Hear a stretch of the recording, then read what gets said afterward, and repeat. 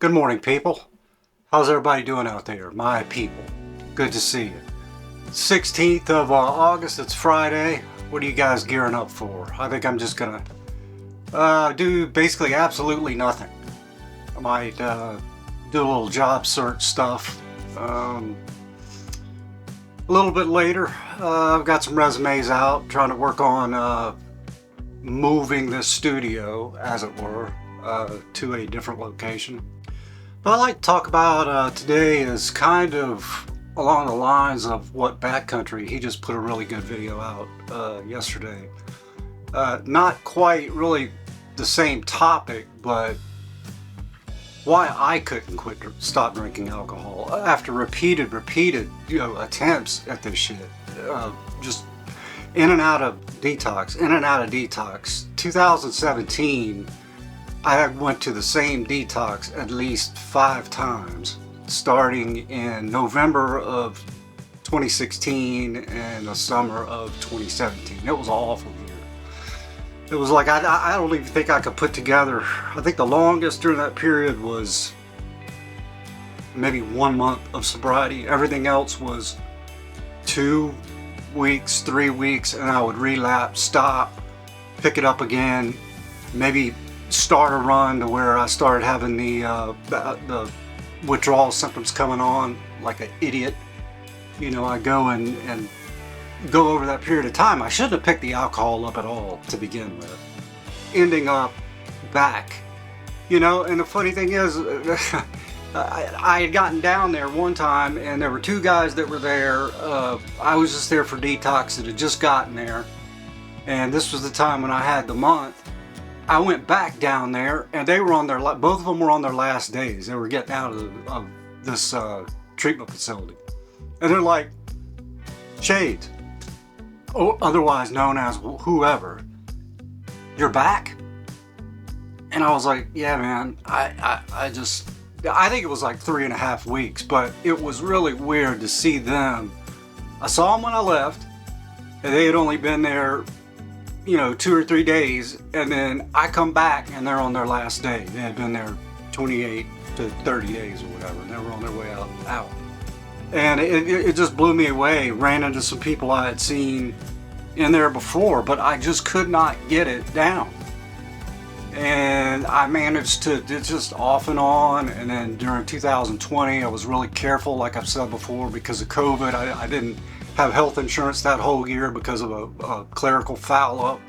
So didn't touch, I think I did drink. There was 1 or 2 times I did drink, but I was really super careful with it.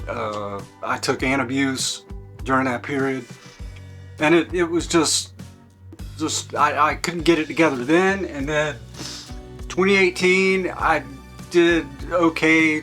2019, well, back to 2020, it was just sort of off and on. After COVID, there were some problems, and then I had entered into that relationship with that other alcoholic, and that ended 9 months of continuous sobriety. And then there were 2 more detoxes, and then here I am. And I'm pushing almost 2 months since the 23rd of June when I got back from Raleigh. But I don't know why I couldn't stop. Why do I know? And like Backcountry talks about it, it's like we know we're selfish people. We don't mean to hurt others. We don't mean to cause chaos in their lives. We don't mean to make them worry about us. We truly care about their feelings. We love them. We don't want to do this kind of stuff.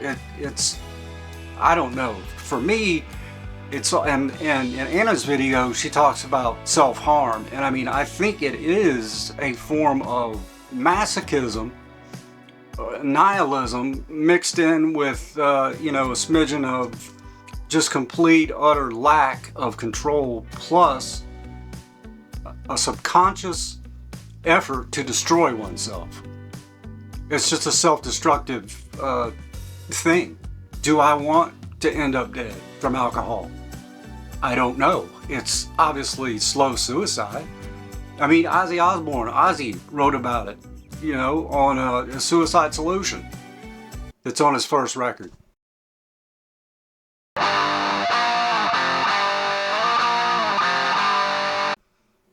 the Blizzard of Oz album, and wine is fine, but whiskey's quicker. Suicide is slow with liquor. Phones, stop it. Always some messages coming in when I'm trying to do this thing. Just angers the hell out of me. Calm down, Shades. Calm down. You'll be alright. Practice the principles of AA. Take 10 seconds. It's not the phone's fault. I'm sorry, phone. I'm sorry. It's not your fault. I was the idiot that forgot to turn you off. Oh, but it's just, that's it. I really wanted to quit. I don't mean to hurt anyone.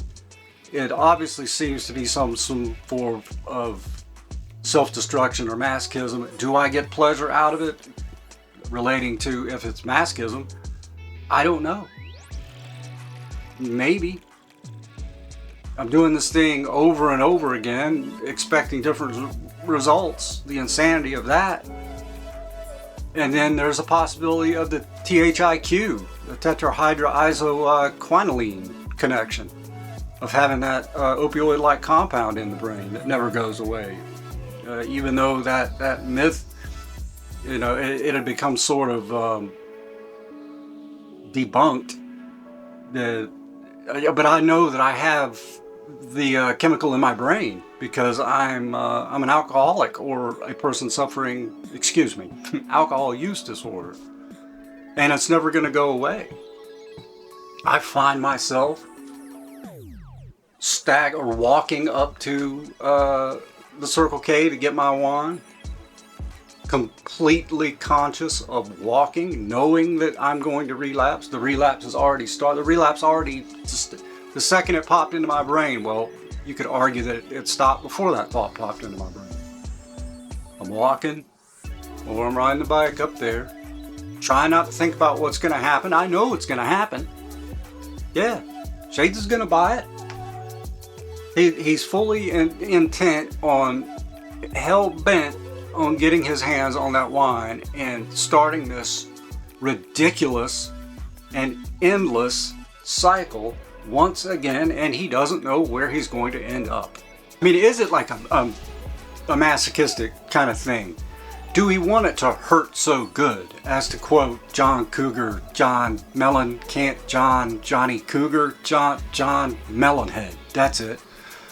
A little sawed-off, angry liberal. I'm just kidding. No, liberals are fine. He's just, I don't know. I disagree with some of his stuff. It's just an angry person. He's probably got Napoleon complex. Dad, please quit smoking. Screw you. I don't know if he quit smoking or not. I think maybe he did. If he did, hats off, John, whatever your name is now. Man, I got changed names like I change underwear like every 5 seconds. But it's a disease, and I'm not going to cop out easy on that and just blame it on the disease process.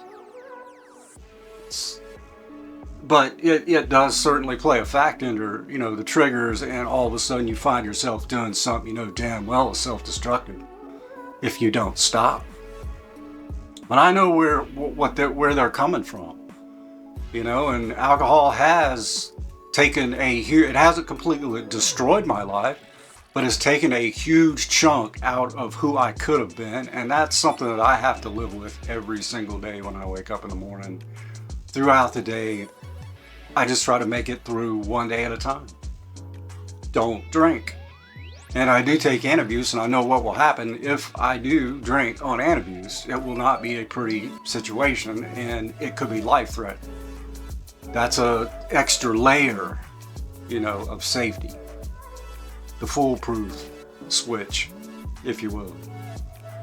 But I just thought I'd put a video out there. I really like both of their videos, and it did start me thinking about, why I can't quit.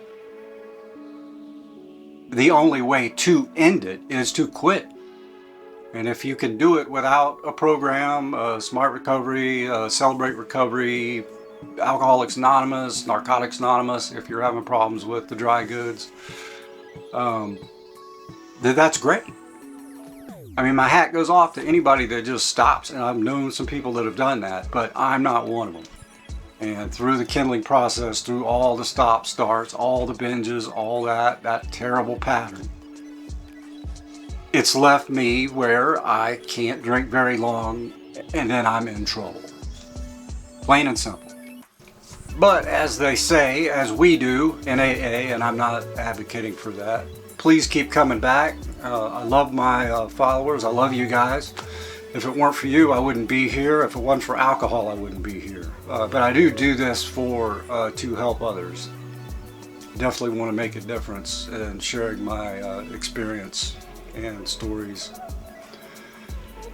But again, if you like the content, please come back, please subscribe, and there'll be some videos somewhere here on the screen of related content you could check out.